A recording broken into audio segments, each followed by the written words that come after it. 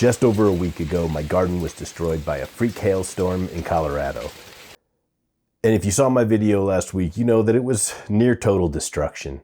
And I was pretty much ready to just throw everything away and give up on this whole gardening adventure. Look, it's been a tough week. I'm not going to sugarcoat it. I still have some cleanup work that I haven't finished out there because it's either been storming or 100 degrees. So it's really tough to work in the garden right now. But I wanted to share with you a quick update on just where things stand and what I'm doing to try and turn my season around and take this kind of disaster that happened and turn it into something positive for me, because after all, I end every video saying plants help us grow. I gotta live it too. So first and foremost, a week later, just taking a quick look out here in the garden, you can see pretty much most plants are destroyed. They may not be dead.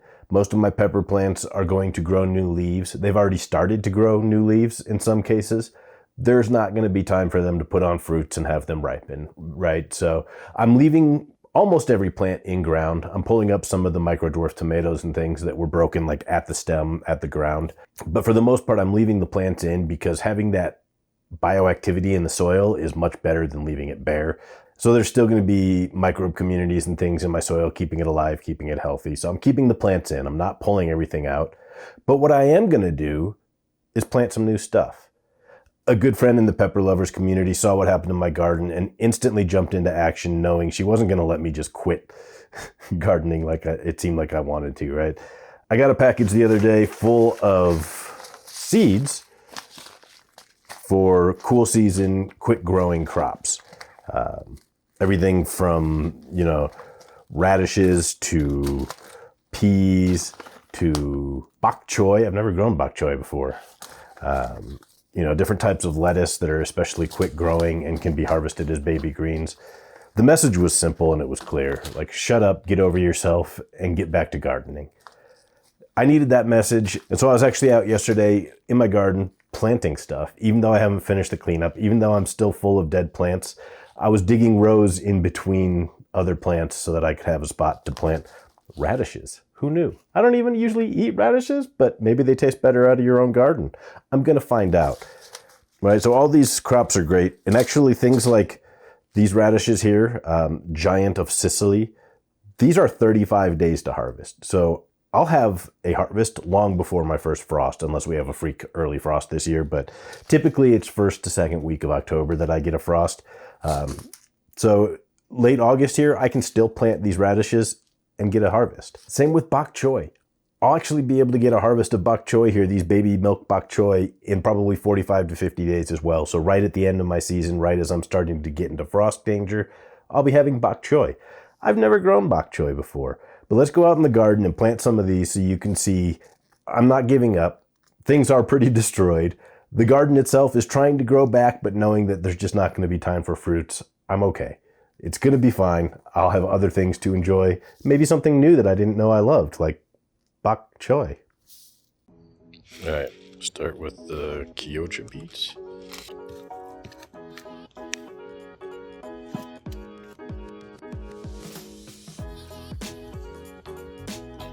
Do some baby bok choy over here.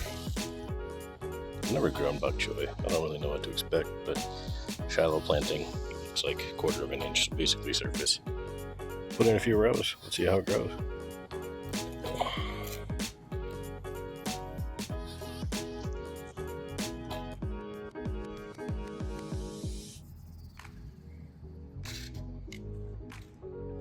Gonna plant the outrageous lettuce. This was apparently grown on the space station as well.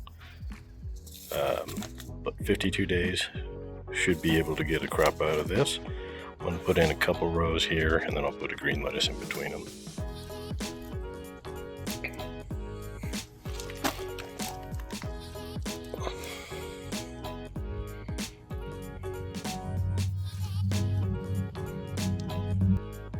We'll try this guy in between 40 to 60 days.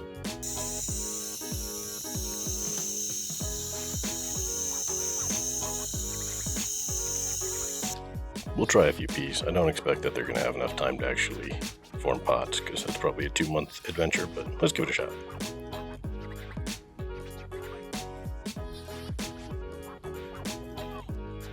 And then in the rest of this bed I'm going to fill it with radishes. Probably a bad idea because there's been a rabbit that keeps coming over here and eating when I had beans. But we'll see how they do. So you can see I'm getting peas going, I'm getting lettuce going, I'm getting bok choy and radishes and beets. I mean, I've never grown beets before either, but I'm gonna this year because I'll be able to get a harvest. And that's part of what I love about gardening, is starting with a seed and ending up with food. Or beautiful flowers, those are great too. So the garden is not a total loss because I'm not gonna let it be, because my friends all said, stop it, go plant more stuff. You might not get peppers, you might not get tomatoes, or maybe you'll just get a few. That's fine too.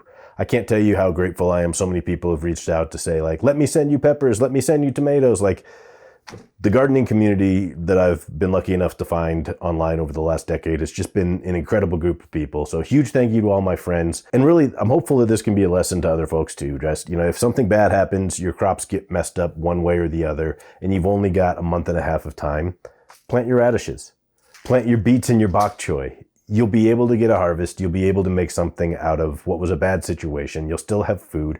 I am going to have so many different lettuces and spinaches growing all over my yard because I'm going to go back out there after this video and plant some more.